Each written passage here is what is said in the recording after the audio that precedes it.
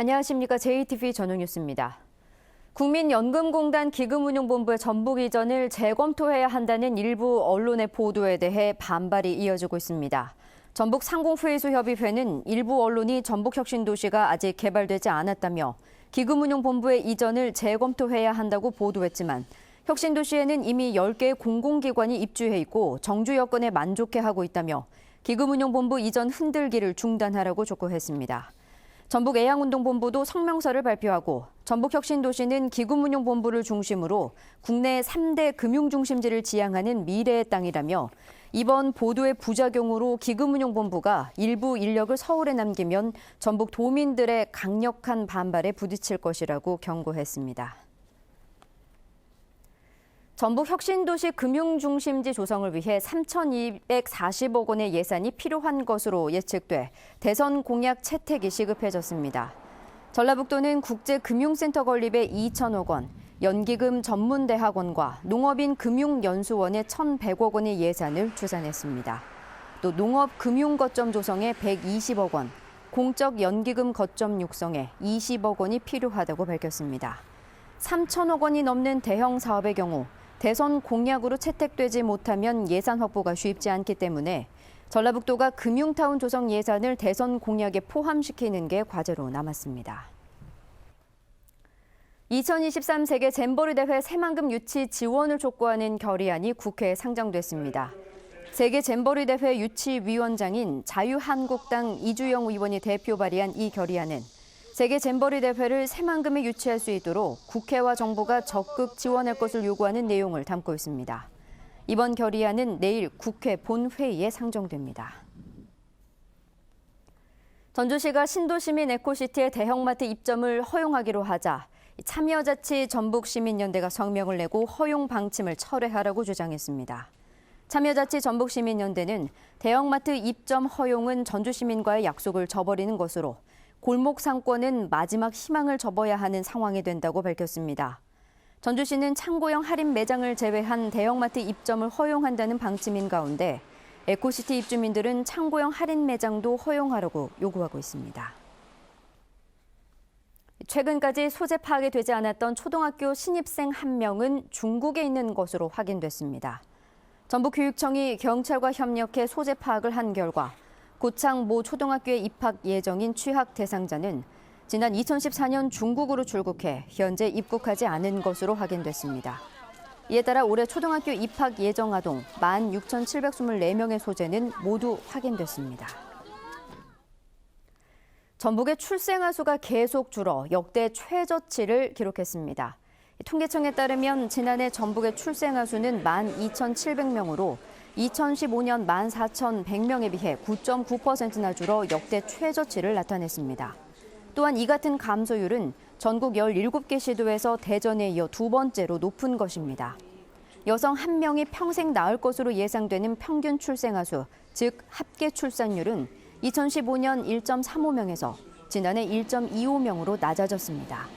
지난해 사망자 수는 14,100명을 기록해 출생아 수보다 사망자 수가 더 많은 자연 감소 현상이 처음으로 나타났습니다.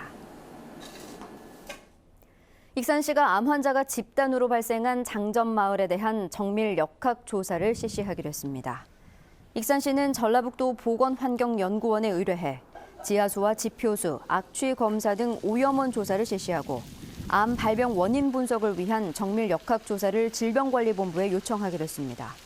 또 주민들을 대상으로 암 검진을 실시할 방침입니다. 익산 장전마을은 지난 2012년부터 주민 15명이 암에 걸려 10명이 숨지는 등 암 발병률이 전국 평균보다 42배 높은 것으로 나타났습니다.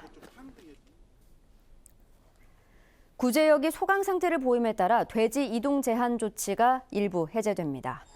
전라북도는 내일부터 가축 방역관의 임상 검사와 혈청 검사에서 구제역에 걸리지 않고 항체 형성률이 60% 이상인 돼지에 한해 전북 안에서 이동할 수 있다고 밝혔습니다. 하지만 구제역 발병 지역인 정읍에 대해서는 이동 제한 조치가 유지돼 이곳의 돼지는 출하할 때를 제외하고 농장 밖으로 이동할 수 없습니다.